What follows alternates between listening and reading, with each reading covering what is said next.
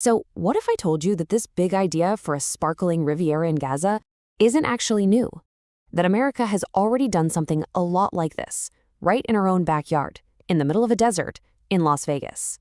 See, decades ago, a wasteland was totally transformed, but it wasn't by erasing the people who lived there. It was by giving them a real stake in the outcome. Native American tribes were offered exclusive rights to things like gaming and development, and that deal, well, it brought a future to communities that had been pushed to the absolute margins. Now, a similar, really bold pitch is on the table, turning Gaza's coastline into a jewel of the Mediterranean. I mean, it sounds incredible, right? But here is the crucial question, the one that changes everything. Will Palestinians be treated as partners in this vision, like the tribes in Vegas? Or would they just get pushed aside while outsiders come in and reap all the rewards? Today, we're going to break down the dream, the reality, and a step-by-step plan for how this could actually, maybe, work. And hey, if you find this kind of analysis valuable, just take a quick second to like this and subscribe to Project Human. It really does help us make more explainers just like this one. Okay, so let's get into it. The vision for Gaza is, you have to admit, pretty ambitious. We're talking about one of the most beautiful, undeveloped stretches of coastline on the entire Mediterranean. I mean, white sand beaches, warm water, and it's just a short flight from Europe and the Middle East. But, of course, the reality is a place that's been scarred by decades of conflict and a crushing blockade. So here's the pitch, and it's a tale of two futures. On one hand, you've got this really seductive dream of luxury hotels, bustling ports, and billions in investment. An idea where prosperity finally replaces war. But on the other hand, there's a massive risk. Who actually owns all this stuff? Who controls the land? In a lot of versions of this plan, the winners aren't the Palestinians. They're outside investors. And the locals? They just become low-wage workers on their own land. It's a pattern we've seen before, a new kind of displacement, just dressed up as development. So is there a better way to do this? Well, this is where that, honestly, kind of surprising comparison to Las Vegas comes back into play, offering a potential blueprint for a much fairer path forward. You know, the Vegas model was pretty radical for its time. Instead of just continuing to suppress Native American tribes, the U.S. government offered a compromise. Give them exclusive development rights and majority ownership in certain industries, like gaming. This meant they could control and, more importantly, benefit from the resources on their own land, even while the federal government still had overall authority. And the outcome was, well, it was transformative.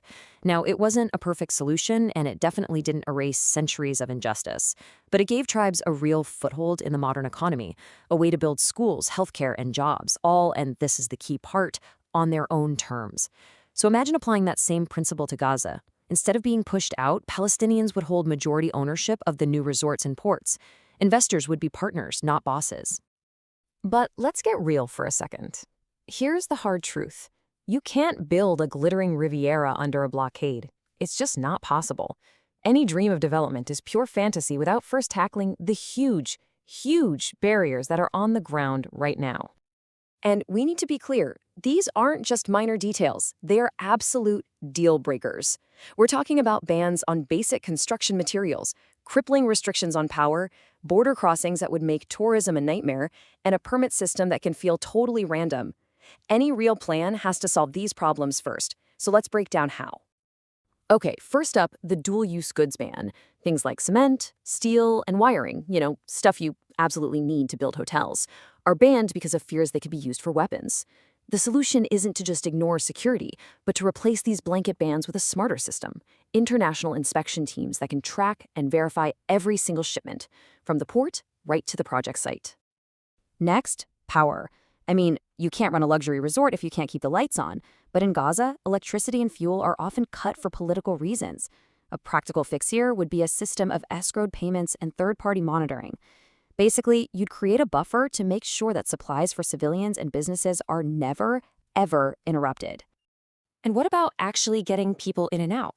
Tourists and business travelers need to know they can pass through safely and predictably. Today, Gaza's crossings can open and close with no warning at all. The solution here is a mix of people and tech. You'd station international monitors at the crossings and use modern biometric security checks to speed up the process while still keeping things secure. So with those solutions on the table, a realistic roadmap actually starts to take shape. And this isn't about flipping a switch overnight, not at all. It's about a careful, phased approach that builds trust and capacity over time.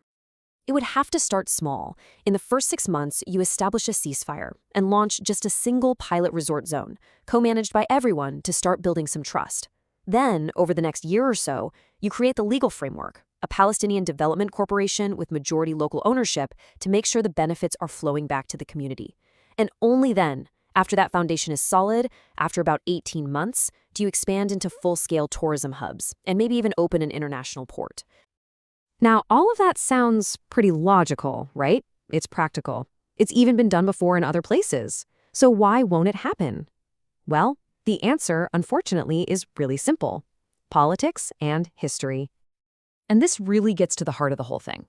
On one side, there's a deep, deep reluctance from many in Israel's leadership to grant Palestinians any kind of ownership, even if it's symbolic. On the other side, Palestinians have lived through decades of broken promises, which makes trust almost impossible to build. And, we can't forget about the outside powers who, let's be honest, sometimes benefit more from managing the conflict than from actually solving it.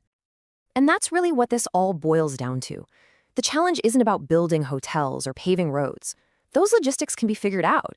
The real barriers aren't about concrete and steel.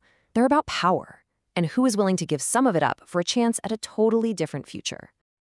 So, in the end, the Gaza Riviera Plan could be a genuine beacon of peace, or it could just become another chapter in a long, long story of displacement and broken dreams.